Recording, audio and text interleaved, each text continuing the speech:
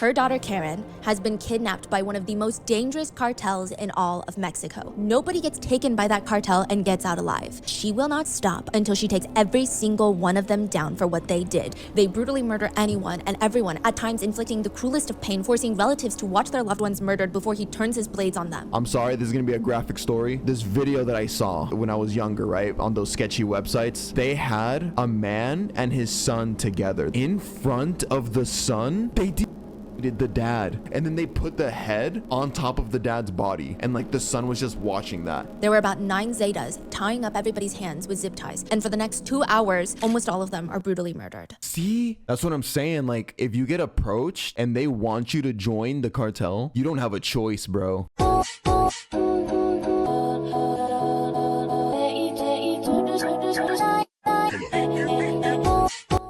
Hello YouTube. In today's video, we are back with some more disturbing true crime today. The title of today's case is Mom Hunted Down 10 Cartel Members for Killing Her Daughter. Real Life Taken. If I'm not mistaken, I think Taken is a movie, right? Oh no, yeah, I remember watching this like with my dad. No, yeah, this is an old ass movie, 2008. Who here has seen this movie? This movie's goated. I'm excited to watch this video, not only because it kind of sounds badass, like the mom literally hunted down 10 cartel members. You know how much aura that is? But the second reason why I'm excited is because I mean, yeah, no, cartel shit, bro, is so dark. This is the reason why, as a Mexican, I never want to go to Mexico, because of my fear of the cartel. Like, those motherfuckers, I've seen live leak videos of how they kill people. Any video on the subject of the cartels is immediately just interesting to me. So I'm excited to watch this from Rotten Mango, from Stephanie. I'm gonna shut up now. Let's watch some cartel shit. Bada bing, bada boom. In a small, quiet diner, there's 3 people sitting at a table. On one side, you have a woman, and on the other... Oh, dude. Immediately straight off the bat. You want to know how I know this is Mexico? The yellow tint, bro. Dude, you know that meme about like when you cross from America to Mexico, everything just becomes yellow? Small, quiet diner, there's 3 people sitting at a table. On one side, you have a woman, and on the other side, you have these 2 young men. She looks old enough to be their mom, but she's not their mom. And the 3 of them, they look like they're in their own little world inside of this diner. Each of them have a plate in front of them, and each of them have a completely different energy from each other. They don't look like they're the same conversation. The woman Miriam is sitting there with her back straight, staring at these guys sitting in front of her, almost like she's in a very tense meeting. The guy directly sitting in front of her is focused on her, but his radio, he's got one of those walkie-talkies. It's buzzing on the table nonstop, where periodically someone will scream street names and signal where the police are headed. They're tracking police and military in the area. That's what she's picking up on. She hears them call the man sitting in front of her by the name of Sama. That's the only reason she even knows his name, is through the radio. Oh, Then Sama. the last guy, he looks like he's at a buffet. He's Bin not Laden. even caring about the 2 of them. He's scarfing down his entire plate of food. And when he's done with his plate, he looks over at Miriam's untouched sandwich. You gonna eat that? She pushes her plate towards him, and he starts taking massive bites out of the sandwich like it's gonna be his last meal or something. The guy with the radio, Sama, he leans forward. Your daughter smoke weed or something? Excuse me? I mean, just how relaxed she is, just super chill. It's weird. She's been easy to deal with, which is good for us, and not freaking out at all. I like that, you know? I like someone who can hold their own. That's why I kind of want to let her go. Then let her go. The decision isn't mine, now is it? Sama tells Miriam that he can't just let his kidnappee go without the big boss upstairs giving him the go-ahead. But Sama can try to convince the big boss that Miriam's daughter isn't worth killing for a price. $2,000. For $2,000, he's gonna make it happen. He's gonna convince his boss, let the girl go, we don't need to kill her. Miriam looks down and smiles because she has to play along. But she knows her daughter Karen has been kidnapped by one of the most dangerous cartels in all of Mexico. Oh, okay, so this is the daughter and this is the mom. Has been kidnapped by one of the most dangerous cartels in all of Mexico. Nobody gets taken by that cartel and gets out alive. Deep, deep down in her heart, Miriam knows the guys sitting in front of her, the cartel members, they killed her daughter. And deep, deep down in her heart, she knows that she will not stop until she takes every single one of them down for what they did. She is going to take out the cartel for taking down her daughter. This is the story of how a middle-aged mom becomes the most feared woman by one of the most dangerous cartels in all of Mexico. Some actually liken this case as the Real Life Taken movie. This is the case of Miriam and Karen Rodriguez. What an intro. Yo, I got chills actually. What the hell? Hey, there's nothing that compares to a mother's love. Literally took down a cartel for her daughter. Now, regarding content warnings, today's case involves essay and trafficking as well as strong themes of physical violence. And last but not least, So no, yeah, it's unfortunate, but when we're talking about the cartel and kidnappings of young girls, it's just almost always a given what the intentions are behind that kidnapping. As she just said, human trafficking, sex trafficking, essay, all of those things are going to be done. There is no other population more affected by the cartels than Mexican civilians. They suffer the consequences and they remain completely innocent. And just like how every Italian person is not part of the mafia and every Japanese person is not part of the Yakuza, for some reason, perhaps due to some of the rhetoric used in mainstream media outlets in the US, there are groups of people out there that like to believe that most Mexican civilians are associated with a cartel member or with the cartel. And to those people, I hope common sense finds you soon. The existence of the cartels in Mexico is not a valid reason nor any reason at all to generalize. So with that being said, let's get started. The United States describes Zeta as the most violent, most depraved, most feared crime cartel group in all. Oh, Zeta. Yeah, I think I've heard of that cartel. Yeah. The most violent, most depraved, most feared crime cartel group in all of Mexico. They don't just execute, they torture. Their signature for the Zetas is leaving severed heads on stakes and dissolving bodies in acid. They call it cooking. They always say, do you want to go cook tonight? It means they want to go dissolve people in acid. They will find a busy bridge and hang their competitors on the bridge one by one. You'll see a row of 10 bodies, bloodied, just evidence of torture and a painful death, and then hung up like, quote, Christmas lights to send a message. They call them Christmas lights? What the I knew the cartels were bad, but that's actually crazy. That's actual. I use this word a lot, but it applies to the cartel more than anything else. Demonic behavior. They put decapitated heads on sticks and then line them up? Like, what? I'm not going to Mexico, bro. The Zetas, they like their kitchen. Okay, so by sanitation standards, it's probably wouldn't even pass a health inspection. It's their sacred kitchen, though. That's what they call them. They've got kitchens all over the area. Single-story abandoned houses with these giant ovens that they use to incinerate their victims. They cook humans and turn them into ash. Outside these kitchens, you will find mounds of gray dirt, human ashes mixed in with fragments of human bones, teeth, and nails. And the Zetas are known for being absolutely brutal. That is what they do. They post videos of their executions on the internet.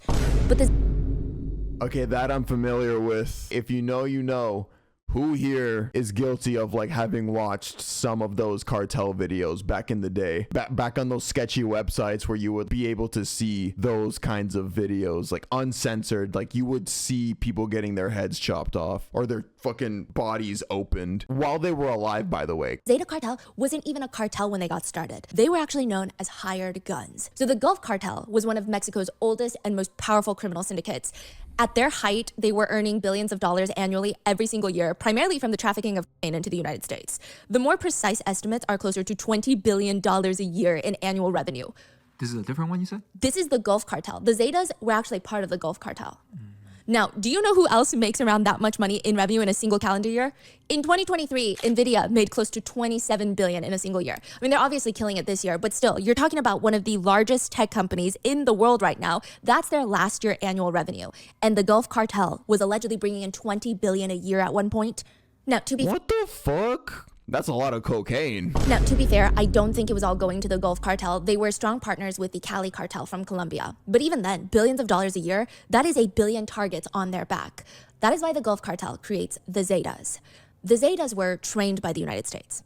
Not like, oh yeah, we modeled our unit after the US military, but they were physically trained by the United States military. To be fair, the US did not wake up one morning and decide, let's go train the cartel members to militarize their violence. That sounds splendid. They didn't do that. The original group that forms the Zetas were originally members of the Mexican Army's elite squad called Air Mobile Special Forces Group. The US and Mexico made this deal where around 400 special forces from the Mexican Army would go train in the US, mainly learning how to use heavy weaponry, machine guns, automatic weapons, as well as learning strategy. They would specifically be trained in urban warfare tactics like close quarters combat, building clearing techniques, extensive training in rifle and pistol marksmanship, training using various explosive devices, as well as sniper training, how to use assault weapons with precision. That's what they're being trained in. Bruh. So the US inadvertently gave 400 Mexicans, 400 military Mexicans, perfect training, perfect skill sets that they would then bring back to Mexico. Their whole point of their training, ironically, was counter narcotics operations, aka taking down and going up against the cartels. Oh, that's even more perfect. Like, you taught them how to combat cartels. They can then use that knowledge to then flip it around on you on how to train against that. Side note, military forces from around the world train at Fort Bragg in North Carolina, so it's not like the most mind-blowing concept that Mexico would send their agents to train there. But it does seem like through this training by the US Army, it would be the birth of one of the most violent cartels in Mexico. They're actually credited by a lot of people for starting the violence of cartels. Because back then, cartels were violent amongst each other. But then slowly cartels started being violent with the locals. And this is kind of the start of that.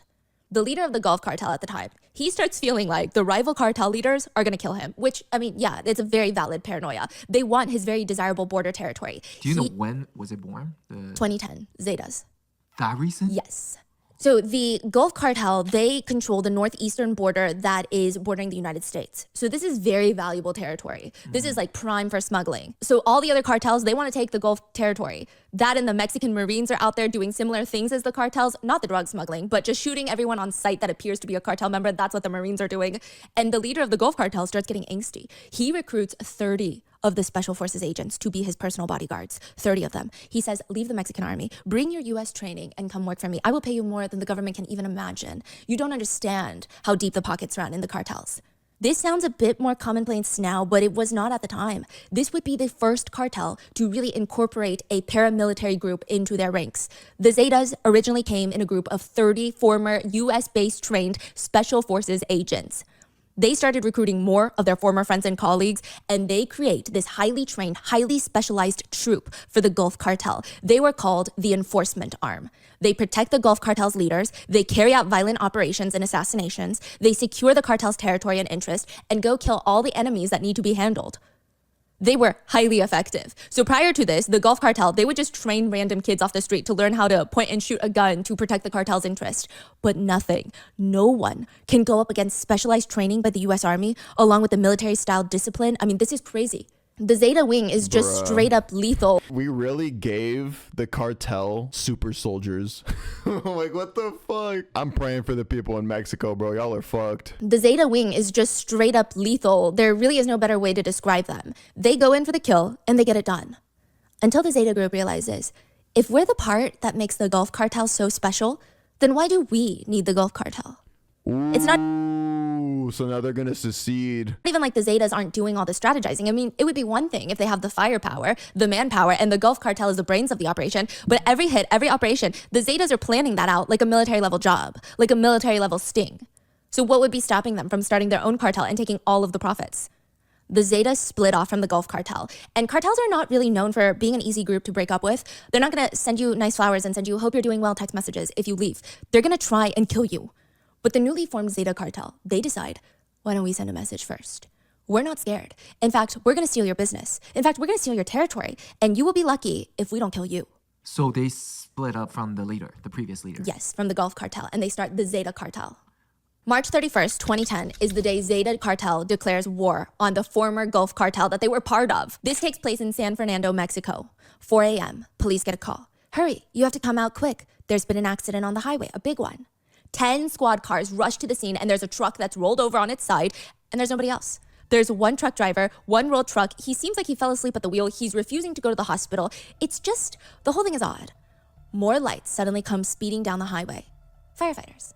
They were also called to the scene. They said, massive accident. You need to get down here real quick. Oh my gosh. It's just one truck flipped over. Once all the authorities are there, it kind of feels like an overkill situation. One truck, the truck driver isn't even badly injured, and they have everyone out here on the highway in the middle of the night. The highway isn't even loud. Something's going on somewhere else. It's almost silent. And it's a known thing in San Fernando. You typically don't drive around at night unless you absolutely must. It's the life of living in a cartel-controlled area. Well, it was controlled by the Gulf Cartel at the time. Okay, all right then, let's pack it up. The cops are like, we gotta go, let's keep it moving. The police, the firefighters, they're all getting ready to leave when they start feeling a vibration. A rumbling. What the hell is that?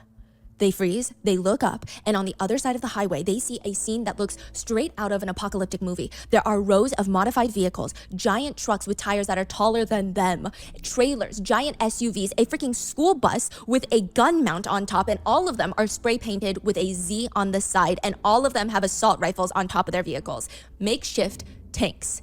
A whole squad of them, rows and rows of them, driving down the highway like they're about to go into war. It's a setup. Wait, are they coming for the cops? They're coming for the town. Wait, what the fuck? Wait, the escalation is just crazy. Like, what is happening? Why are they now baiting the cops to sabotage them? Like, what? Are they coming for the cops? They're coming for the town. The whole town. The police. They're gonna. Oh my god! They said, "Fuck it. We're just taking the land, bro. We're just taking the whole fucking city." Start rushing to their radios, warning everyone. They jump into their cars, some into the nearby woods. They're like, "I'm abandoning this. Like, I'm leaving. I'm not taking my car. They're shooting at us. They're shooting at us. Everybody come. Like, we gotta leave. The bastards are coming from all the sides." As the makeshift tanks are driving past the police, they're just firing. It seems like they have no care for wasting bullets, ammunition. They're just firing at everything that they come in contact with. From 4 a.m. to 10 a.m. for the next 6 hours, the Zetas go block to block in San Fernando, firing into every single public building they could find. They do not fire into residential buildings. They do not fire into hospitals. But everything else, the courthouses, the police stations, the DMV, things like that, the buildings, they look like Swiss cheese by the next morning. Okay, well that's something. At least they were mindful of where they were shooting. Like, they're not gonna be shooting into schools and shit. The buildings, they look like Swiss cheese by the next morning. And the message is very clear. The Gulf Cartel is no longer in charge. The Zetas are. When the San Fernando residents walk out the next morning, some of the bullet casings left all over the street are still hot. The mass firing of the bullets was chaotic and unhinged. Nobody slept a single minute last night. And by the way, they systematically came into this town and targeted every single public building. It felt like they were trying to send a message because they did not kill a single person. Oh. The Zeta armored trucks came, split up, took down different roads. It was very organized, like a military operation, like a military taking over an enemy's town and trying not to kill the population. It's almost forcing submission. Yeah. That is crazy. No one was killed. Nobody was even seriously injured. So it's not that the Zetas tried to kill people and failed. It's they intentionally did not want to kill anyone. It's like they're just here to send a message. But what does that message mean? Does that mean that they want to get on the good side of the locals? They don't know. And that hope is very quickly crushed because the Gulf Cartel, they're not going to easily give up their territory like that. They start fighting back, and within a week, all hell breaks loose in San Fernando. Car bombs are exploding every 2 seconds. Buildings are being lit on fire. The cartel members start stealing every big SUV from the dealership, just walking into the lot with rifles. It is scary how skilled they are. Like, I don't know if you guys caught that. They were spraying the city with bullets at the cops, like attacking government buildings, but not one civilian casualty. In a way, yeah, you can say that's good. Like, oh wow, yeah, nobody, I mean, at least they left the civilians alone. But if you want to look at it another way, that's just as terrifying because it shows you just how skilled they are. Like that, the kind of precision that they have. So if they wanted to kill you, they could easily do that. It's like they're just here to send a message. But what does that message mean? Does that mean that they want to get on the good side of the locals? They don't know. And that hope is very quickly crushed because the Gulf Cartel, they're not going to easily give up their territory like that. They start fighting back, and within a week, all hell breaks loose in San Fernando. Car bombs are exploding every 2 seconds. Buildings are being lit on fire. The cartel members start stealing every big SUV from the dealership, just walking into the lot with rifles, assault rifles, stealing all the SUVs to put gun mounts on top to create basically tanks. A full-on war breaks out between the Gulf Cartel and the newly formed Zeta Cartel, and every single civilian in that area would be collateral in a war that they have no skin in the game in. So a lot of people died? A lot of people, tens of thousands of people, yeah.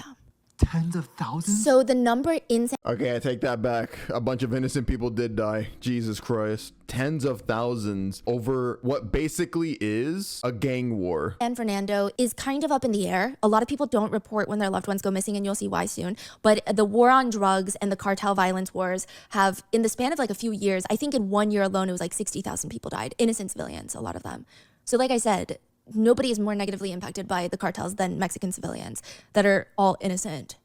Now, when the Zetas take over the town, they wanted the people to fear them, but not despise them. And then the Zetas soon realized it doesn't really matter what the residents feel about the cartels, as long as they feared them, because fear is the biggest thing that they can have. It's the most powerful emotion. So the Zetas, they started implanting a new way of operating. Murder is now the message. That's how they operate. Psychological warfare. That's how they rule the territory. If anyone wants to start their own cartel, this is their enemy. If the Gulf Cartel wants to wage another war against the Zetas, this is their enemy. The Sinaloa Cartel, most notably run by El Chapo, that is rivals with the Zetas, this is El Chapo mentioned. Wait, is he dead? I forgot if he's dead. their enemy. And you do not want the Zetas as your enemy. Don't get me wrong. The Zetas, they were violent from the get-go. There is no denying that. But it is stated that local Oh, he's not. Rip. believe that they would still operate similarly as before. They believed, okay, even if the Zetas break off from the Gulf Cartel, they're going to viciously fight the Gulf Cartel. They're going to viciously fight any other cartel that tries to sneak up on their territory and their smuggling routes. They're going to decimate them with no mercy, and there might be some collateral damage of innocent lives taken. But they never thought innocent people would become the target of the Zetas. Innocent civilians that have nothing to do with the cartel world. Why would the Zetas target them? What would they want from them? The problem starts because there are only so many former special forces that you can recruit from.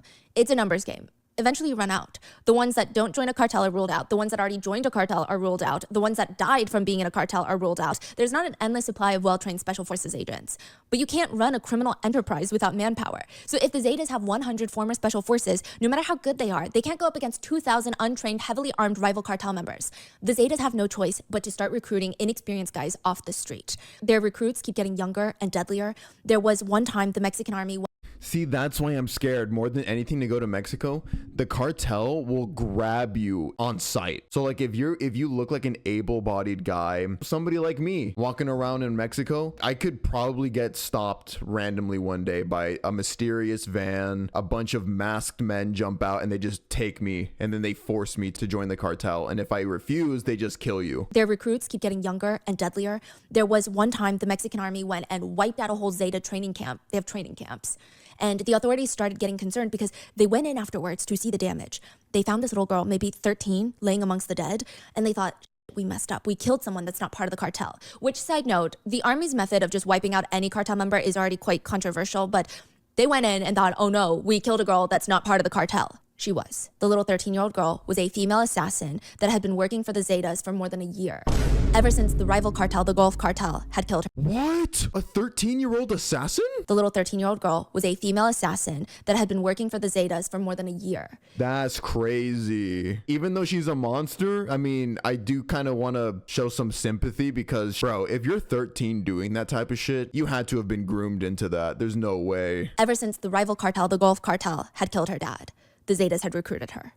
Sometimes the Zetas would recruit people that they would just give them no choice but to join the Zetas. See, she like immediately proved me right. No, yeah. I mean, from a young age, when she was a baby, her dad was killed by the cartel, and then they just took her. They took her and trained her ever since she was a baby. Sometimes the Zetas would recruit people that they would just give them no choice but to join the Zetas. They would recruit young people and they would practically force them. There is a saying that is heavily used in the cartel world by Pablo Escobar, and he would usually say it to politicians. It's plato or plomo.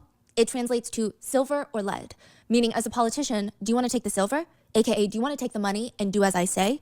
Or do you want to take the lead in the form of a bullet? Do you want to be killed?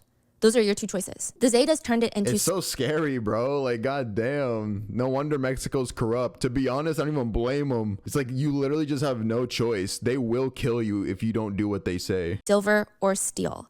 Either take the money and join the Zetas, or the Zetas had an affinity for decapitating people with chainsaws.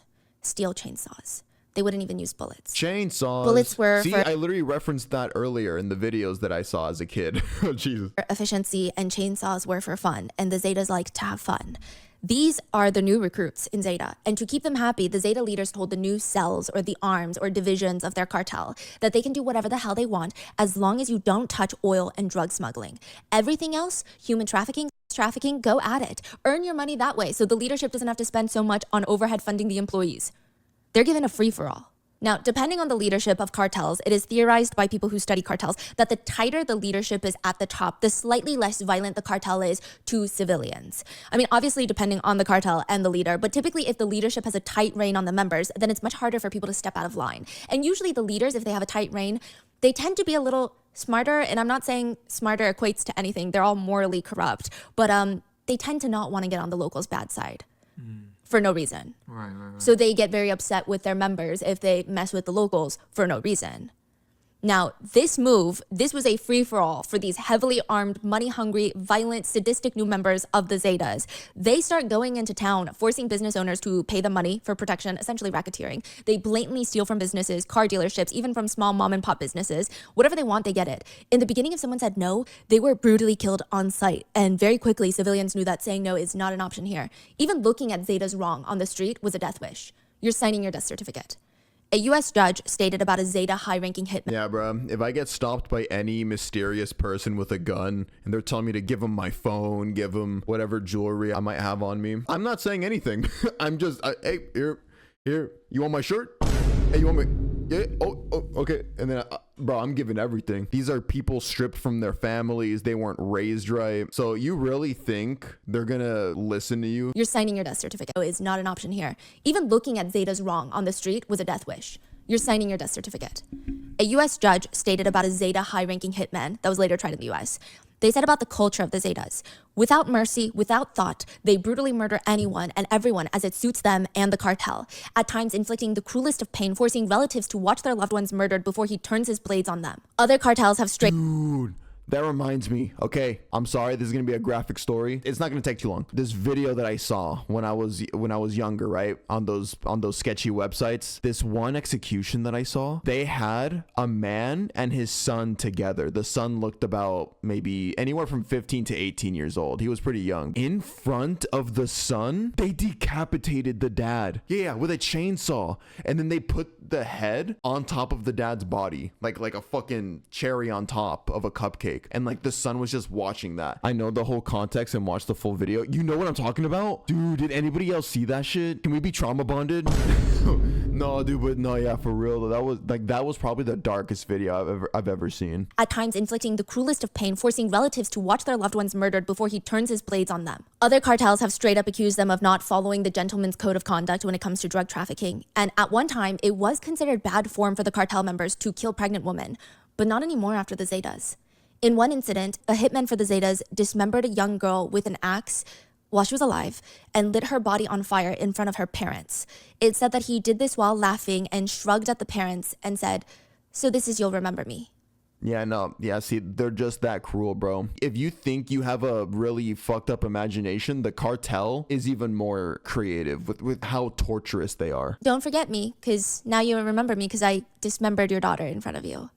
Then he dragged the mom up to kill her the exact same way while forcing the dad to watch. I'm assuming the dad was the target. See, as you can see, like based on the story that I just gave and then the two examples that Stephanie just gave, that is very common. Like they will get you and your family and they will execute y'all one by one and make the other family members watch as they do it. Exact same way while forcing the dad to watch. I'm assuming the dad was the target. This is what the Zetas are doing. Miriam, a regular civilian in San Fernando, a middle-aged mom, is looking for the florist. It's not exactly how she imagined her early morning to be going. She's still in her pajamas. She's got a trench coat thrown on top, a baseball cap. She just looks like she rolled out of bed and was summoned by somebody to run this errand. She never even liked flowers to begin with. They remind her of funerals and death, and now she's weaving through the streets trying to go through the vendors that are trying to sell you water and snacks to look for the freaking florist. Most people in town don't even know the florist's real name. They just call him the florist because ever since he was a kid, he would just sell flowers on the street. He'd be standing on the corner, holding a few stems of flowers, looking very hungry. If it was a marketing tactic, it was definitely working. Anytime Miriam would make a big dinner, she was known for this, she would call all the kids in the area that looked like they could use a warm meal, and she would call them over, and the florist was usually on that guest list. It's clear that nobody was taking care of him. That is Miriam's very first and most consistent memory of the florist. But it's interesting because he was just always in Miriam's life. Not really ever in her life, but just a side character that never fully went away. He was just always kind of there. Even later, when Miriam's youngest daughter, Karen, starts getting older, the florist would chase her down and try to give her flowers for free. And side note, they're around the same age, so it's not like this middle-aged florist man chasing down a 17-year-old.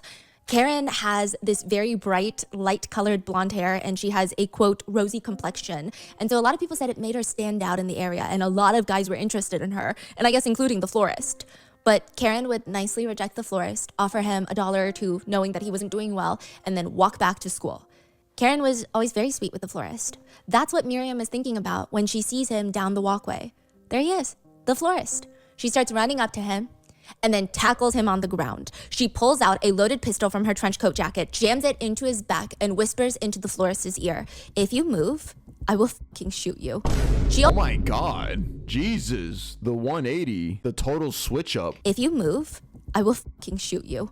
She also knew the florist was now part of the Zeta cartel. He was part of the cell that kidnapped and killed her daughter, Karen. She jams the gun deeper into the skin of his back, but she doesn't need to. He knows she will shoot if he moves, because this is not Miriam's first cartel takedown. Holy queen. Miriam. This is not her first takedown, and it sounds like the florist already knew about her, so she's infamous. She already has that reputation. Oh, bro, that's kind of badass, not gonna lie. This is not Miriam's first cartel takedown. The florist is her 11th target. Before him, there were 10. 4 are now in prison and 6 are now dead.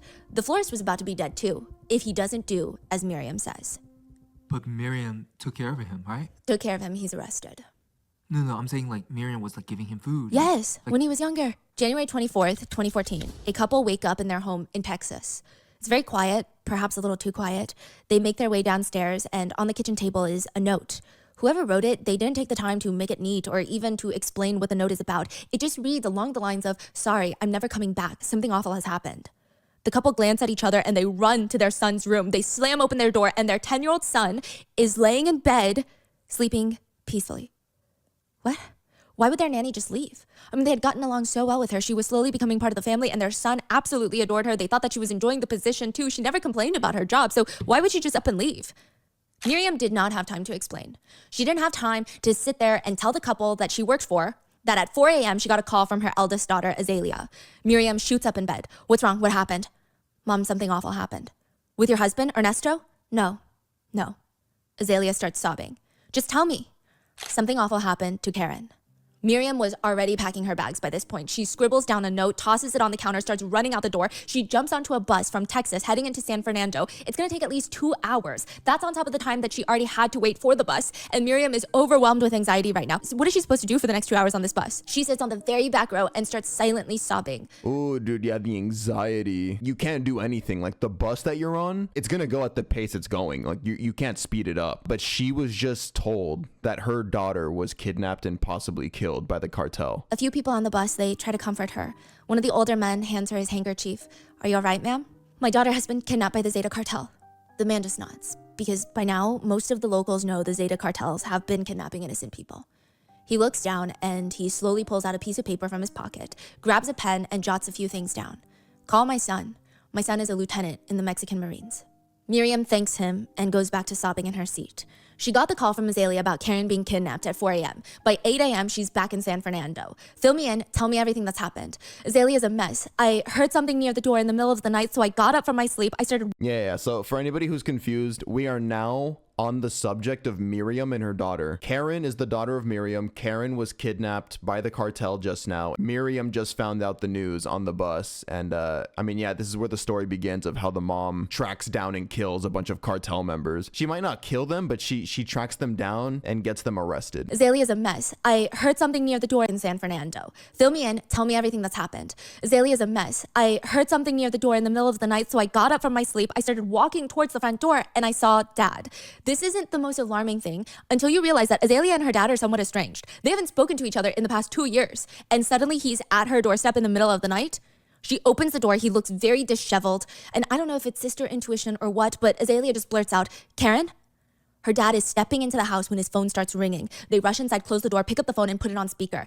It's a man's voice. "Luis, by now you know we have your daughter. I've discussed it with the group, and after much consideration, we've decided the ransom to get your daughter Karen back is going to be $77,000 USD. Jesus. Before they can respond, they hear Karen's voice. "Dad, please, they just want the money. It's not about anything else. If you Oh, so Karen was alive still at this point. That's so cruel, though. First of all, to be told that you need to pay almost $80,000 to get your daughter back. But then secondly, and probably more heartbreaking, they put her on the phone for you to hear her voice in distress. Like imagine hearing your sister, your daughter, your mom's voice over the phone in the background crying. You don't know what they're doing to her. They know that's going to make you want to pay up the money. They hear Karen's voice. "Dad, please, they just want the money. It's not about anything else. If you pay, they'll let me go. If not, I guess this is goodbye." Azalea would later say, it felt like something in her sister's voice sounded very unsure, like she wasn't positive that her dad was willing to pay the money to save her. And before they can even respond to that, the caller hangs up. $77,000. The average salary in Mexico in a year is around $12,000 to $15,000. They're asking for $77,000 by 3 p.m. the next day. In the next 12 hours, they have to come up with $77,000. And I can guarantee you, even if they did have that money to just fork over like that, I guarantee they wouldn't have given the girl back. Nobody slept all night. When 8 a.m. rolls around, Luis, their father, is getting ready. He puts on his best clothes. He showers, shaves, slicks back his hair. He needs to look as good as possible for this. He starts practicing in his head what he's going to say when he walks into the bank. Hi, I would like to get a loan for my business. By 10 a.m., the family have combined all of their funds, their entire life savings, the loan from the bank that they just got, any other valuable goods they could sell for cash. All of it amounted to less than $10,000. Jesus. A seventh of what they're asking for. Louise was to God. drop off the money at a local health center, and Miriam parked so that she could see the handoff, but the cartel couldn't see her.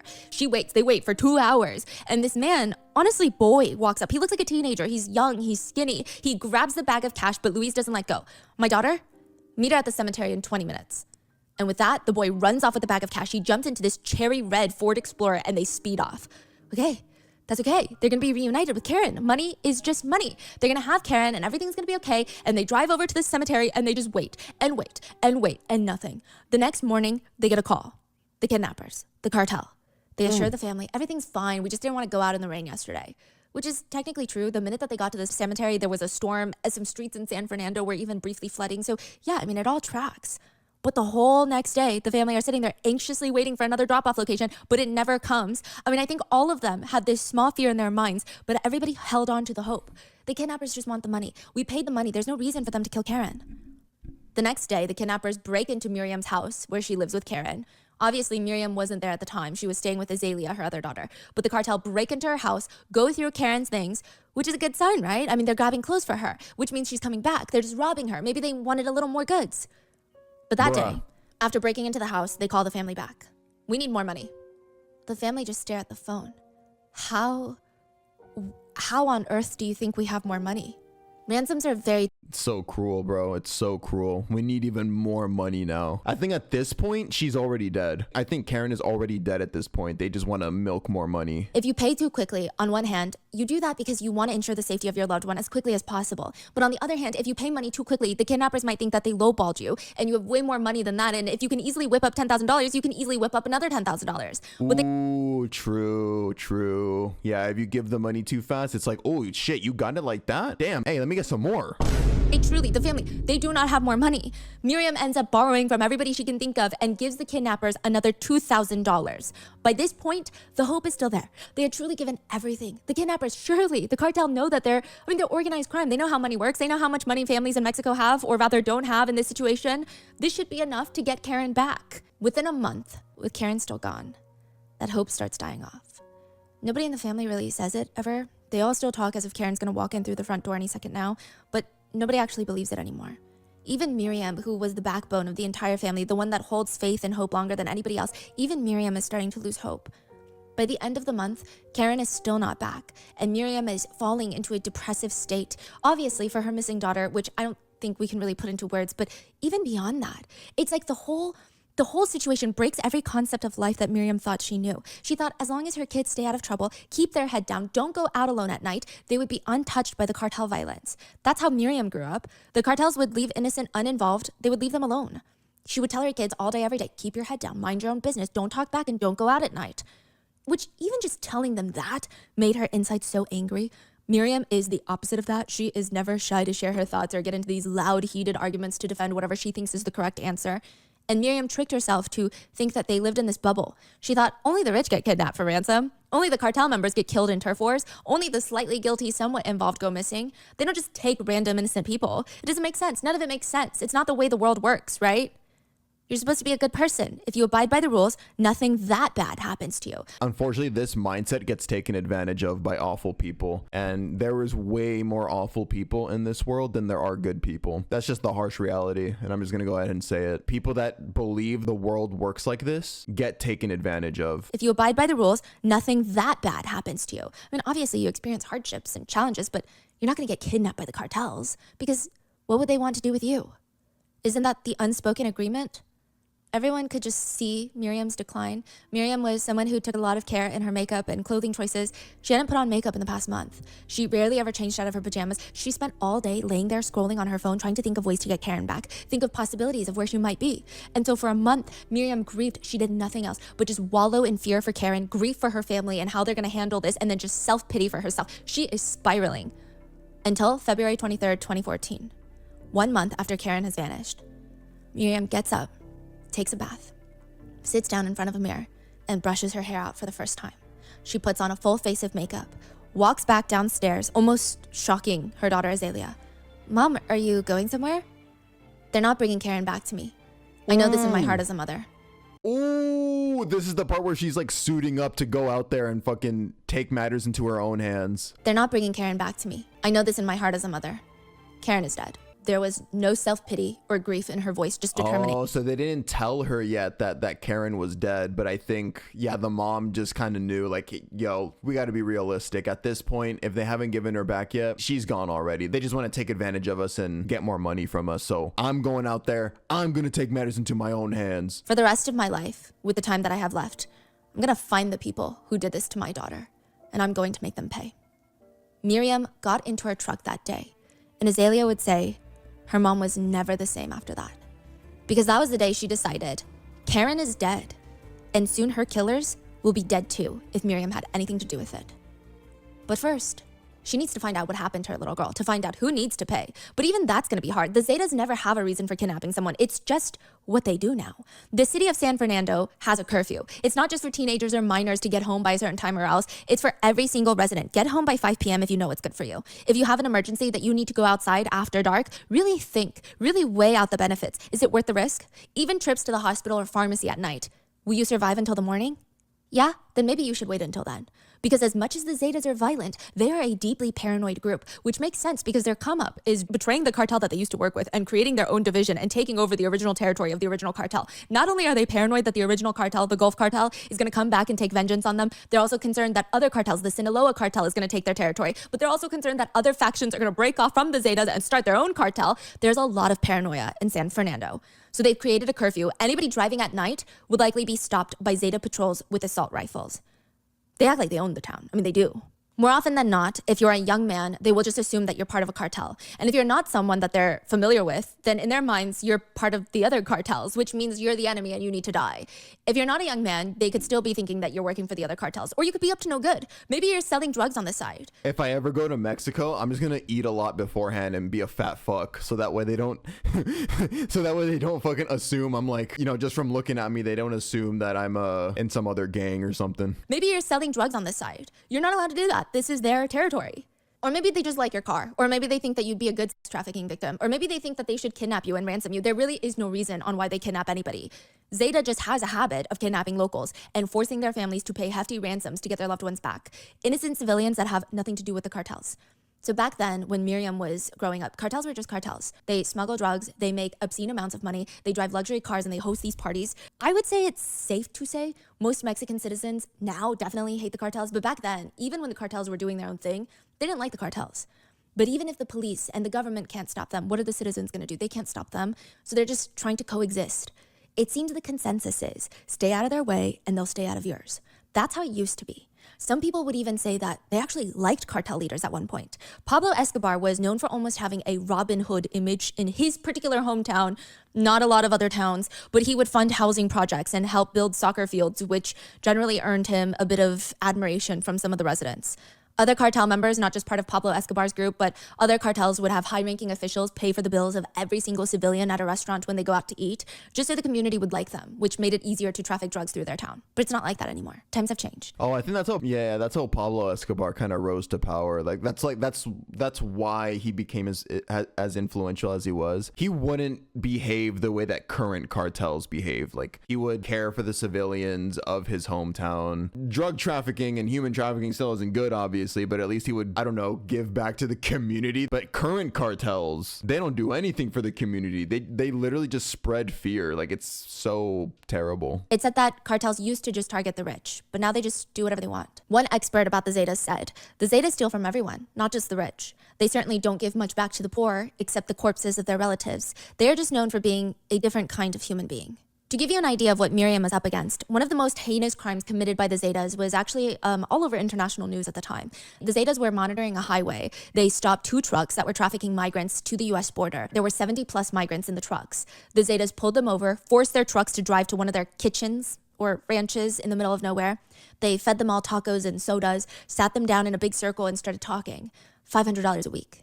That's unheard of. The type of work you guys are trying to do in the US, you're not gonna get paid $500 a week. If you come work for us, $500 a week. The offer is very simple. For them, that's crazy. $500 a week. The offer is very simple. Work for us, fight the war against the Mexican army and the Gulf Cartel. The men, you guys will be trained killers, and the women will be domestic workers. What do you guys think? One by one, all of the 70 plus people said no. The Zetas smiled. Yeah, okay, no problem. Then let's get you guys going. They load everyone back onto the trucks, but instead of leading them back onto the highway, the trucks are led to another ranch. This one is even more isolated. There were about 9 Zetas tying up everybody's hands with zip ties. Some were blindfolded and forced into this tiny, abandoned, single-story house, and for the next 2 hours, almost all of them are brutally murdered. 72 were found dead. See? That's what I'm saying. Like, if you get approached and they want you to join the cartel, you don't have a choice, bro. Like, they did this to these people just because they didn't want to. Just because they didn't want to join. They didn't want to follow their plan. Like, what the fuck? Like, these were just citizens. This is crazy because, yeah, it's pixelated, but you can literally see the bodies lined up right here. It's likely that there have been more massacres like this before, but the Mexican Marines were able to find out about it before the Zetas cleaned up the bodies. It became international news. And also because a lot of the migrants were not Mexican citizens, it becomes a bit of an international diplomatic nightmare. And this was just pure proof that the violence with the cartels is getting out of hand. Even the president can't ignore it because the whole world is talking about it. These are the types of people that Miriam is going up against. But the whole world isn't talking about Karen. Unfortunately, that's not how the news cycle seems to work. 72 dead, international news. A young girl in Mexico goes missing without a trace. It's not even local news. It's town conversation, it's gossip, it's a sad family until the next one goes missing. It's up to the family to figure out what happened. Not even the police really care. Karen's family start piecing together the last time that they heard from Karen. Azalea asked Karen if she wanted to go to church reading with her, but Karen said, oh, I can't go. I have to go out with the cousin tonight. So the rest of the night, Azalea periodically tries to either call or text Karen, and she doesn't respond. Azalea's a bit panicked considering everything that's going on in the area, but she just assumed Karen forgot to charge her phone and she would just respond tomorrow. But then her dad shows up at the door. The first person Miriam talks to is the cousin that Karen was eating dinner with, which is the reason that she couldn't go to church with Azalea. The cousin said it was weird. They were sitting down eating and Karen got this call all of a sudden and she tells him, I gotta go. What? Sorry, I'm just kind of laughing at this chatter right now. Damn, them cartels be doing everything they want. What do they think they are, the government? Well, it's funny you say that, chatter. Nowadays especially, I think it's pretty common knowledge now that the government is working with the cartel. So yeah, basically, yeah, the cartel is basically invincible in Mexico because, yeah, they basically are the government. Eating and Karen got this call all of a sudden and she tells him, I gotta go. What? Where? Why? I have to go pick up a friend. Which friend? A guy named Ulysses. I gotta go. Love you. Bye. Karen was out the door. He didn't even get a chance to ask, who the hell is Ulysses? I've never heard of him before. Ulysses was a dead-end lead for now, but Miriam heard someone else had been kidnapped with Karen. Actually, Karen had been kidnapped with a whole group of her friends. Carlos was one of them. Carlos was a close friend of Karen who was there the night she was kidnapped because he was going to fix her car for her. He went missing, and the next morning, Karen's mom gets a call demanding money from the kidnappers, the cartel. She tells the kidnappers, I have no money, and they laugh into the phone before hanging up. They say, well, then we'll send your son in pieces. And they hung up on her. But somehow, Carlos is home. He's back. What? And he's very much alive, and he knows exactly what happened to Karen. So for months, Miriam starts begging Carlos to talk to her, but he's terrified, likely threatened by the Zetas that if he says anything, he's gonna be dead. Eventually, Carlos starts telling Miriam bits and pieces about what happened that night. The way Carlos describes it, it's like a group of people, violent offenders escape from a mental hospital with guns and chainsaws. That's how it felt being kidnapped by the Zetas. They're a group of unpredictable, unhinged, unstable, terrifying, violent people. Yeah, that's what I'm saying. Like, it's scary to be kidnapped by a group like that because what kind of people do you think make up that kind of group, the cartel? Especially when they're young. Like, they're mentally not going to be okay in the head. These people only know violence. Being trapped in a room with them tied down, you're defenseless, they have shit like chainsaws and guns around them. What do you think they're gonna do to you? You don't know what they're gonna do to you because they don't even know what they're gonna do to you. In a moment's notice, they might come up with the most unhinged, cruel, disgusting, gory torture ever imaginable. What's gonna be done to you is so unpredictable. Unstable, terrifying, violent people. Carlos had gone to Miriam's house. So Miriam is in Texas working and Karen lives there alone. Carlos had gone with his cousin to Karen's house since he had already agreed to be there to fix Karen's car. And while they're arriving, before they get to the front door, they are startled. Two men start coming out of the house to greet them. Oh, hey, is Karen home? Is Karen? She's not here. If you want though, you can come in and you can wait for her. Carlos and his cousin walk in, and immediately in the living room, they see Karen laying on the floor crying. Her hands and feet are tied together, and her face is completely bloody and swollen. Carlos and his cousin try to beeline it out the door, but the guys See, they were torturing her. point rifles into their faces, and one of them laughs. Oh, you're so fucked now. The two gunmen tie Carlos and his cousin up. They're tossed near the back of the house like flour sacks, but they could hear the two men just beating Karen, kicking and punching her all over. They kept demanding to know what information Karen leaks, but she sounds so confused by this question. What information are you talking about? How can I leak information? I don't know. I think you have me confused with somebody else. I don't know what you're talking about. But with each denial, they just keep torturing her more. We know you work for the Gulf Cartel. Karen is frantic. She's screaming, I have nothing to do with any of the cartels, please. They don't care. They keep torturing her, suffocating her, bringing her back. When she passes out and doesn't get back up, they pour buckets of cold water on her. They're slamming their fists into her face, and she keeps telling them, you have the wrong person. Eventually, the group, Karen and her friends that were tied up elsewhere in the house, are taken to a separate location, including Carlos and his cousin. They call it the ranch. At the ranch, they're all lined up inside. The group from Karen's house, but also other strangers that had already been there. The Zetas are screaming at the group, telling them, you're gonna get the bag. Do you know what the bag is? It's where they put a plastic bag over your head until you're on the brink of death, and then they bring you back. You'll get the bag if you don't cooperate. Carlos said it sounded like the Zetas were convinced that Karen specifically was working with the Gulf Cartel, and they kept trying to extract some sort of confession from her, but she sounded as confused as everybody else. But all the others could just hear Karen screaming, no, I'm not with them. And then there would just be sounds of her being tortured and screaming for mercy. The Zetas come around to one of Karen's friends, shoves a pistol in his mouth, and asks him, what do you want to say as your last words? He just said, what did I do? The kidnappers start laughing. They do this down the line to every single person. All of them are kneeled and tied up. One of them says, what's your last words? The next guy responds to the kidnappers, may God bless you. And the kidnappers are swinging around their assault rifles, pointing them at them unhinged, just cackling. This motherfucker thinks he's in a movie. Did you hear that? Say it again. The third man, instead of saying something for his last words, he complained if he could just untie his boots because they're too tight right now and it's cutting off the blood circulation. The male kidnappers start laughing again, and they call over a woman. She walks over, and she laughs in his face, starts jumping up and down with all her weight on the man's legs. Bruh. Until he's sobbing in pain. She leans down in his face then. How does that feel now? Do your feet still hurt? And they start laughing.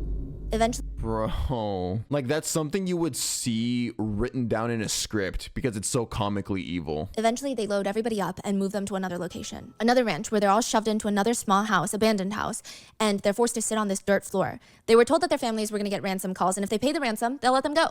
They went one by one asking for the family phone numbers, and it was at this ranch, that same woman that was jumping on the man's legs starts focusing on Karen. Carlos said this woman hates Karen for no reason. She doesn't even seem to know Karen, other than the fact that Karen's pretty. That's what this woman hates. Carlos said the woman straight up grabbed Karen by the hair, spun her around so that she's laying on her stomach, straddled her back, and she said, this is for being so pretty, and starts smashing her head against the floor and using her fist to pummel her. They were kept over. Wait, she said this is for being so pretty? This is for being so pretty, and starts smashing her head against the floor and using her fist to pummel her. They were kept overnight, making calls to their families for ransom. And by the next morning, one of the guys pointed at all of the male captives. Put the assholes in the truck. He points at Karen and her friend Barbara, the two women. Take the bitches to the tree. You know what to do. Two guys drag Karen and Barbara over to the tree. They tie a yellow rope around their necks and fling it over the tallest branch of the tree and start pulling the other end of the rope. Karen is fighting back. She's trying to break free. One guy is holding the other end of the rope, keeping her suspended, and another guy comes up to grab a stick so he can beat Karen with it like a piñata. The ones that survived didn't see the rest, but they were told and they speculate that Karen was killed on the tree and later potentially dissolved in acid. Oh my God. Dude, and you remember what they referred to that as? Cooking. They call that as cooking meat. Whenever they put somebody in acid, that's what they call it. Dissolved in acid, cooked, as they call it. And I think all cases are very devastating, but I always find the ones where as kids, they overcome all their obstacles and somehow are almost miracle babies, and then their lives get stolen. I think it's like an extra level of just betrayal from the world that Miriam is feeling, because Karen was able to overcome her heart murmur. She was able to overcome all of these obstacles, and then they take her and then they kill her. Cristiano was Miriam's next target. He was rather easy to catch, not the brightest one in the group. He was arrested without a fight and immediately... Oh, here we go. We're back to Miriam now. Miriam is still tracking down these people one by one, catching them. He was rather easy to catch, not the brightest one in the group. He was arrested without a fight and immediately he starts confessing to who he is. He admits that he was part of the kidnapping unit that took Karen, and Miriam stares at the guy that she once gave her sandwich to. He looks even younger now. He just turned 18 according to records. The cops take his shirt off to take photos of him. He looks even younger with his shirt off. Cristiano gave Miriam a few more names to work with. Another guy involved was killed by the Marines at the ranch. The main boss that ordered the kill was a guy by the name of El Larry. El Larry was the one that took most of the money. El Larry was ruthless according to Cristiano. He would order kidnappees to be killed and cooked in a giant steel pot. His favorite thing was to just make everyone decapitate everyone. They would also do this thing where they would get the kidnappees and make them fight to the death, gladiator style, and last one standing gets to go home. But most of the time they don't get to go home. With every line of aggressive questioning from the police, Cristiano would ask for his mom, and he would constantly state to the officers that he's hungry. Miriam was watching all of this in a separate room. She could hear and see them. And she would walk into the interrogation room, stare at this kid who killed her daughter, and hand over her lunch that she brought for herself. Later, the police were so confused by Miriam, and they asked her, "Why would you do that?" And she said, "He's a child. No matter what he did, when I heard him saying he was hungry, it was like I heard my own child." Oof, Miriam is stronger than me. I would not be that nice. I'm sorry. I'm not feeding that kid anything. And I know a lot of people might be confused, but I think this has a lot to do with the context of they all grew up in an area where a lot of the kids didn't have a lot to eat. And so I think it's just this motherly instinct that comes out. I think it also goes back to probably, given the circumstances, most of these kids would not have joined a cartel. That doesn't excuse anything that cartels do, but it does seem like most of these people would not have joined the cartels if they had any other options. Yeah, and she is a deeply flawed character later, we'll see. But I mean, what can we say when Cristiano and the others are responsible for all the other children dying in the area? Yeah, he's a child, but so is everybody else. At the time, Miriam's son, Luis, felt like his entire generation, his age group, was being exterminated. That's what it felt like. They're being exterminated by the cartels. Either they join the cartels because they have no choice, and they die in a battle that they never had skin in the game for, or more often than not, they just vanish because of the cartels. He would think of a former classmate, remember them, want to reach out to them, and realize they had gone missing. That happened way too often. But all the pieces are coming together. With Salma and Cristiano's story, as well as some of the other survivors from that night, Miriam comes out with a longer list, a hit list. El Flaco, the florist, El Mario, El Chapra, El Kike is the young man that allegedly pulled the rope that killed Karen, Soto, a former sex worker that is now dating El Kike, and a woman named La Machora. That's her nickname. Most of these are nicknames because they don't use their real names. She is the woman that beat Karen for being pretty. They're all on Miriam's list. And dude, wait, that's crazy. I forgot. How did Miriam get all of these names? That's insane. Oh, was it Cristiano, the other guy that she caught? Yeah, Cristiano is the other guy that she caught from the cartel. So I wonder if Cristiano was the one that revealed all of this to her. Damn, like she has all the names of the people that Stephanie described earlier. The one that surprised me the most was the literal exact woman that insulted Karen like that. Like, hey, this is for being so pretty, and then like bashed her head in. She is the woman that beat Karen for being pretty. They're all on Miriam's list, and they're all involved in killing her daughter. And one by one, Miriam is going to take them down because to her, she said, fear is just another word. If there is someone you don't want chasing you, it would probably be Miriam. The running joke in their family was Miriam wanted to be a cop, but she wasn't corrupt enough for it. She didn't qualify for the job. Ooh. This wasn't even the first time someone in their family was kidnapped or almost kidnapped. Azalea, Miriam's eldest daughter, Karen's older sister, is married to a man named Ernesto. One day the couple get home. What? This wasn't her first rodeo? This wasn't even the first time someone in their family was kidnapped or almost kidnapped. Azalea, Miriam's eldest daughter, Karen's older sister, is married to a man named Ernesto. One day the couple get home and they see this letter near their front door and they rush inside to open it up. There's no signature on the front or back, but it was, however, weighted, tied to a weight. So whoever left this for them wanted to make sure that they got it and they knew it was for them and it didn't get swept away in the wind. They open up the letter and it's like a stalker's confession, a very long list of every coming and going out of the house, what time Ernesto goes to work, what he ate at the local coffee shop, where he liked to grab lunch after work. Every little detail about his every little day was broken down and logged. Clearly, someone is watching him very intently. And at the very bottom of the letter, That's scary. Imagine seeing a letter in the mail or seeing a letter on your doorstep. Open it, you read it, and somebody basically just wrote down your day in the life. And they are basically showing you that they've been stalking you by writing down your daily routine. it reads, if you wish not to be kidnapped, call this number. Before the couple called the number, they call Miriam. That seems like the best person who would know what to do. She tells them over the phone, I have a plan. I will drop off the money to the kidnappers. What? Are you insane, Mom? What do you think they want an old woman for? They'll take the money and they'll let me go. The negotiations begin between Miriam and the Zetas. Miriam haggled on getting the ransom down. So they're trying to get a ransom before they even kidnap him. Because they're like, less work. What? That's crazy. They're like, if you don't pay it, we're going to kidnap you. You're going to have to pay it anyway if you want to live. So just pay it now. But Damn. So yeah, this was not Miriam's first rodeo with the cartel. So they knew her. They knew of her. But that doesn't even mean that they're not going to kidnap you. Miriam haggles on getting the ransom down. She argued that there's no way that they could afford the initial request. Eventually, they settle on a number. Zeta threatened the family and showed more information about Ernesto. They're on the phone, and Zetas are going off and on about how much information they have about Ernesto and where he is and where he works and about his own family. And Miriam starts getting impatient. She snaps at them. Well, if you know so much about us, then you know that we don't have that kind of money. Don't be such an asshole. She's saying, Miriam has more balls than me. She's talking to the cartel that way. Miriam don't fuck around. She's not scared of anybody. And just like that, it's settled. Miriam is going to drop off the money, and hopefully she'll come back. The fear they have is they're going to take the money and kill Miriam for the hell of it, or kidnap her and then ask for more ransom, but they clearly don't have more money, so then she's going to get killed anyway. Azalea tries to stop her mom. Please, Mom, this isn't even concerning you. This is our responsibility. It's him they want. What do they want with an old woman like me? And besides, if they try to take me, I'm not going to let them. She flashes her little pistol in her jacket pocket. And before Miriam heads out, she turns to her eldest daughter and tells her, if I'm not back in 15 minutes, pack your things, take Karen, and go to the U.S. Miriam drives to the abandoned gas station.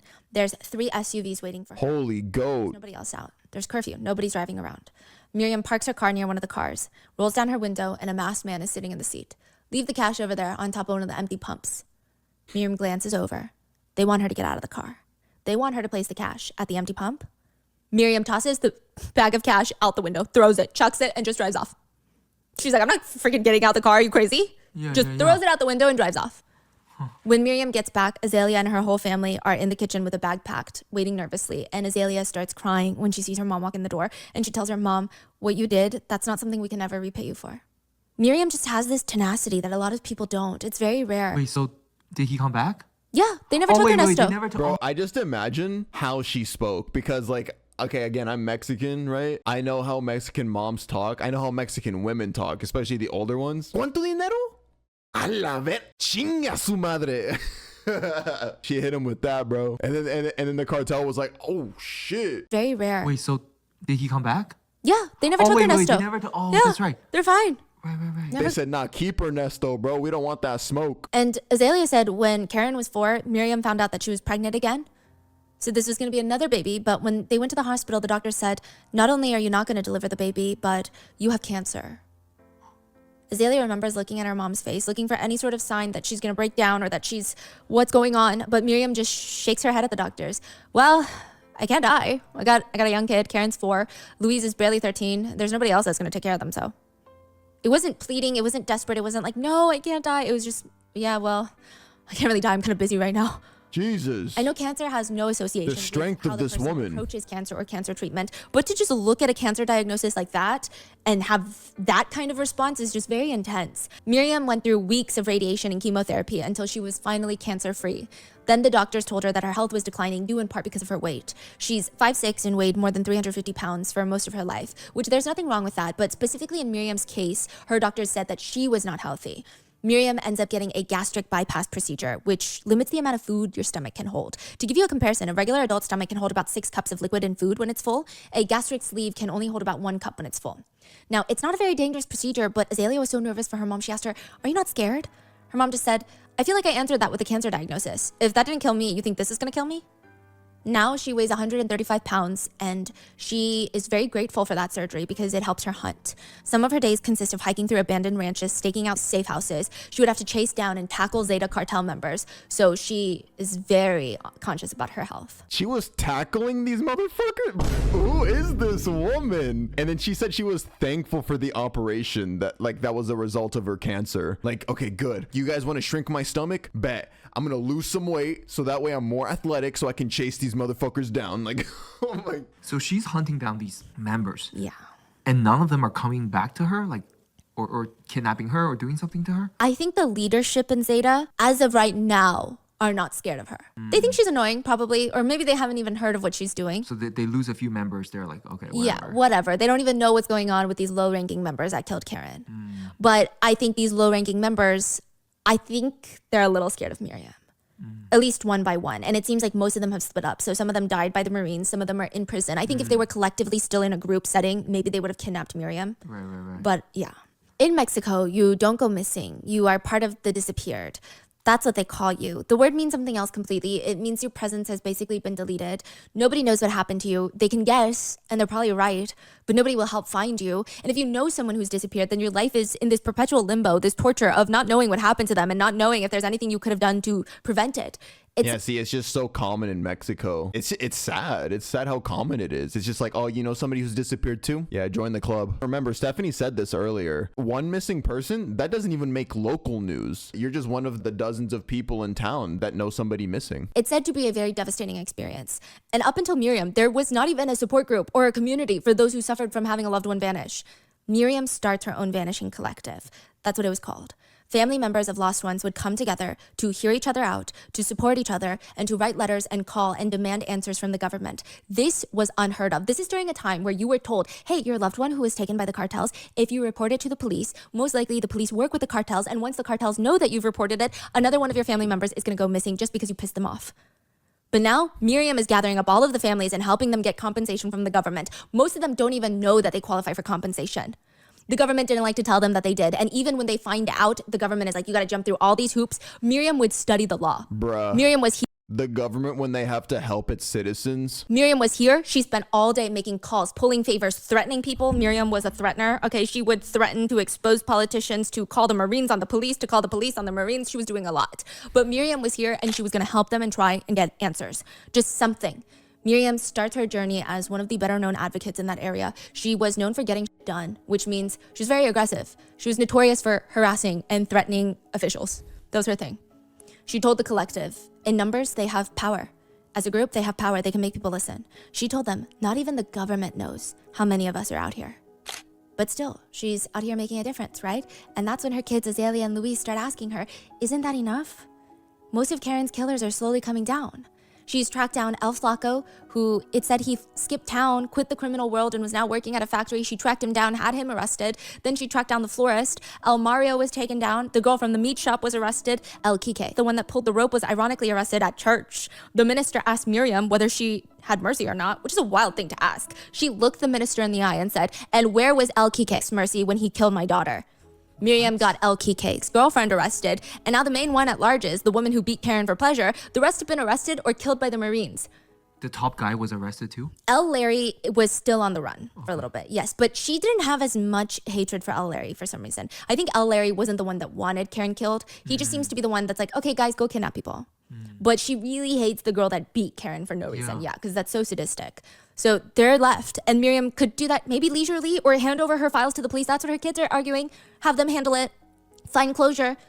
Miriam promised her kids she would stop when she laid her baby to rest. Authorities had found a few of Karen's rib bones in the mass grave at the ranch. Azalea and Louise thought, this is confirmation. That's putting Karen to rest, or at least the parts left of Karen, right? Is it not? Miriam's friends and family thought, isn't this enough? Can't she stop now? When does revenge stop being about justice and start becoming all-consuming? When does revenge start doing more harm than good? That reminds me of the Last of Us Part 2 plot. When does revenge start doing more harm than good? One day, a woman walks into Miriam's store. Do you run the Vanishing Collective? Yes, I do. My sister, Margarita, the raven-haired kidnapper. Remember her? The raven-haired kidnapper that led them to the ranch that was killed by the Marines?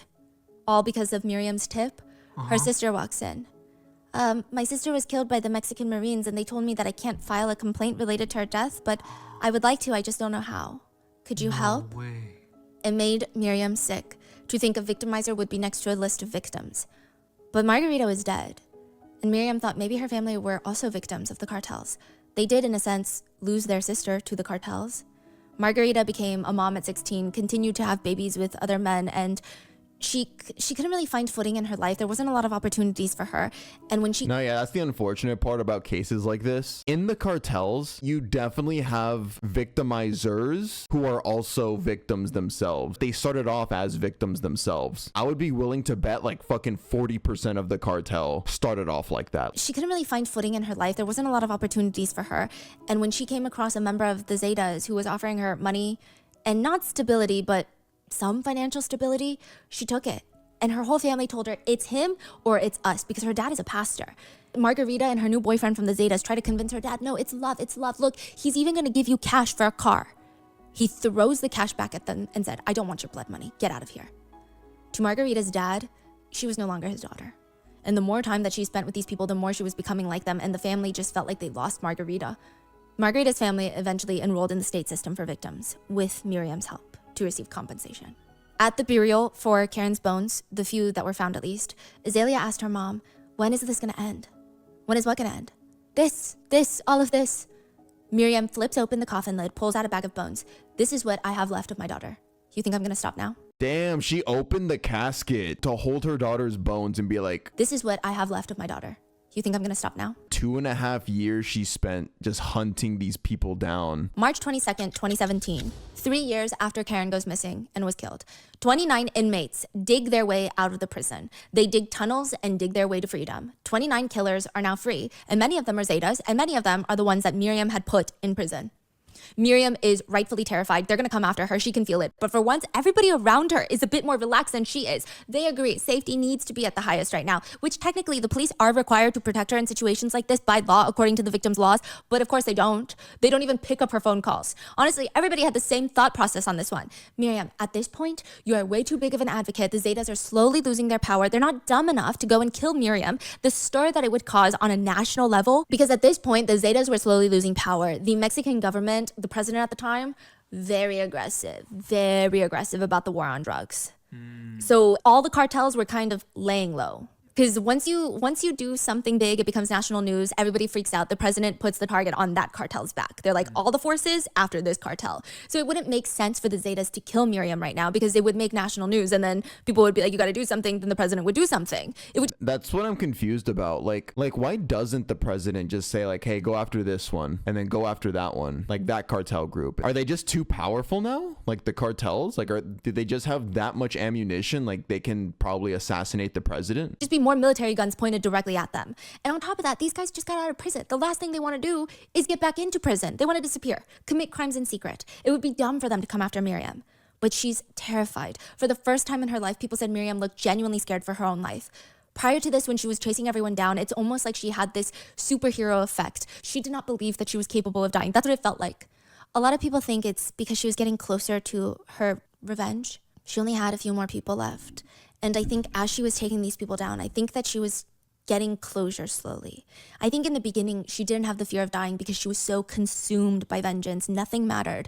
Right. But now she's almost there. Finding closure. Like she's about to. Oh shit. Yeah. It's like when you're getting close to like beating a boss, like in a difficult game like Elden Ring, right? At the beginning, when the boss is still full health, you're like, okay, I mean, if I die, I die. Like I haven't made that much progress. But once you get to like those last couple of health points, like you're about to kill the big boss, that's when your heart starts racing. Like that's when your heart's like, oh, I cannot fucking die now. That's probably what she was feeling. Like now that she's this close to tracking down everybody that was involved in murdering her daughter, now she's like, oh, I can't die. But now she's almost there. Finding closure. Like she's about to be free. El Kike, the one that pulled the rope, was out. He dug out of the tunnel. She told her kids, I can only hope if those bastards come after me, they give me a chance to shoot back. May 10th, 2017. Azalea had plans to meet with her mom for coffee and cake later in the evening. But so El Kike, the one that literally hung her daughter up, he was one of the people that escaped prison. Oh, dude. When she didn't show up, her dad starts calling. Azalea doesn't like it when her dad starts calling. Azalea just had this feeling in her gut. Something is very, very wrong, and she picks up the phone. Your mother has been shot. Miriam had been getting out of her car in front of her ex-husband's house. She had her back turned towards the street, walking towards his house, when a car drove by and fired multiple rounds into her body. They fired 13 rounds. Miriam was hit 8 times. Louise found her with her hand in her purse, reaching for her pistol. I'm holding my breath. Wait. No, I'm coping because Miriam has been this strong throughout the entire video. She survives. She survives, please. No, dude, she has been superwoman throughout this whole fucking video. No. Louise calls the kids, and both of them make it to the hospital, but it's too late. Miriam was dead. Killed.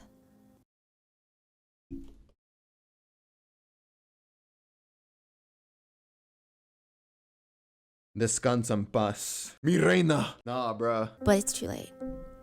Miriam was dead. Killed. The mother who went after the cartel, the mother who would not stop at anything for justice for her baby, was killed on Mother's Day. Louise, Miriam's son, didn't think about any sort of... Damn, on Mother's Day too? Louise, Miriam's son, didn't think about any sort of inheritance when his mom died. She spent every last penny she had on hunting down the cartel members who killed her baby. If there was anything to inherit, it would have been debt, but thankfully it doesn't work that way. And Instead, yeah, everybody spam rest in peace Miriam, man. That's queen right there. Louise got a surprise inheritance at his mother's funeral. Louise was the son was the one planning everything. The funeral, he was slowly, without plan, just naturally taking over his mother's collective even. It was never that he wanted to do that. Just the members started calling, asking him when the next meeting was. And knowing his mom, she would have been so angry at him if she found out that he canceled it and let the collective fall apart. It was almost pushed onto him. He inherited it by default. But at the funeral, he inherits something a little bit more. Something strange happens. Louise is grieving when this old childhood friend of his comes up to him and motions for him to come outside. Okay, clearly this could be a setup. He could walk out of the house and be shot too, but for some reason he really trusts this childhood friend. He walks out and there's this car parked on the side of the road. A criminal, not a good person. He knows him for committing crimes. I don't think he's cartel, but criminal. He rolls down the window. Do you know a guy named El Luce? I've heard of him. When you start looking into what happened to your mom, you look into El Luce. Then the truck drives off. Nothing else was said. A vague tip. What the fuck? Dude, this is literally like a movie. What the hell? Who's El Luce? Exactly. A vague tip that's gonna keep Louise up all night if he doesn't look into it. That is how Louise inherits his mom's vengeance. He would need to avenge his mother's death first, then finish his sister's revenge. Find the people who killed his mom first, then find the woman who beat Karen for being too pretty.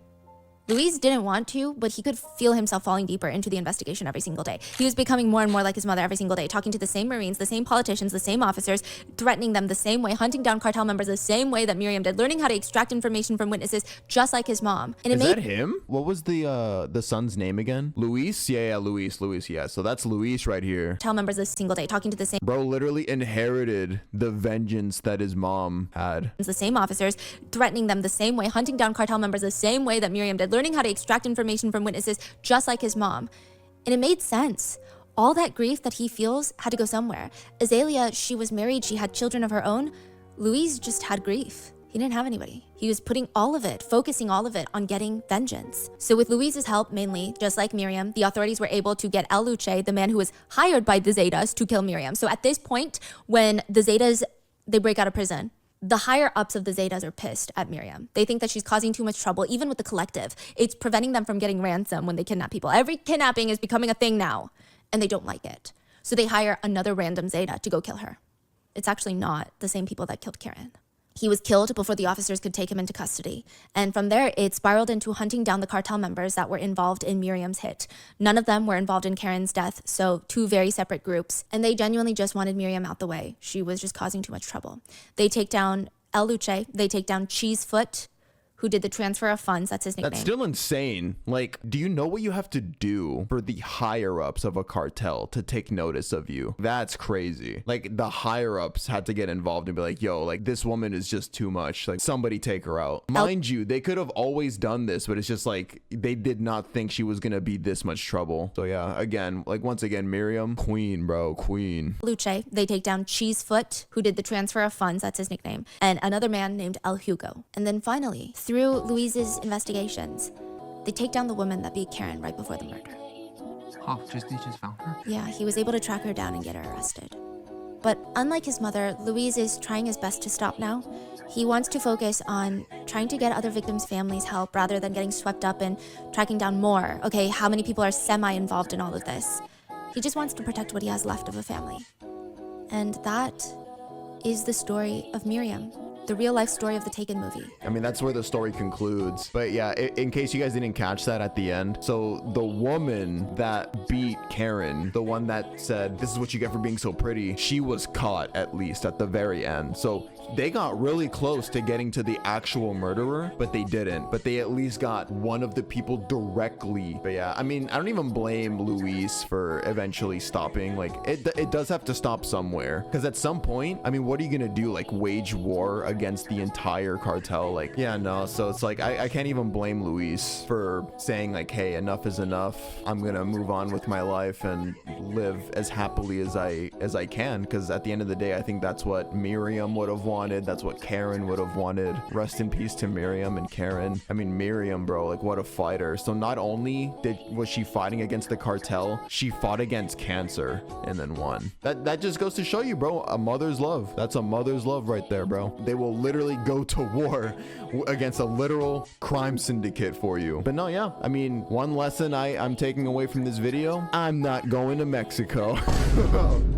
My ass is staying here in the United States of America. So no, yeah, that's it for this video, chat. Again, rest in peace to Miriam. I'll see you guys in the next video. Peace out.